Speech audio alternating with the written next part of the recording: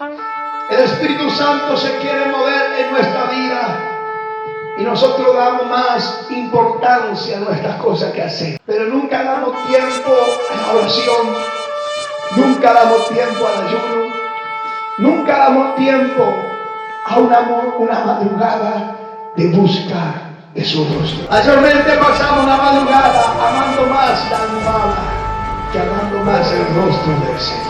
Mayormente pasamos más la madrugada amando más nuestra frazada que amando más el rostro del Señor. La Biblia nos dice, Mateo 6:33, a buscar primeramente el reino de Dios y su justicia, la demás cosa vendrá por añadidura. Debe haber tiempo para Dios, luego debe haber tiempo para el almohada y para la frazada y para la cama, pero primero debe ser Dios para recibir la promesa del Espíritu Santo.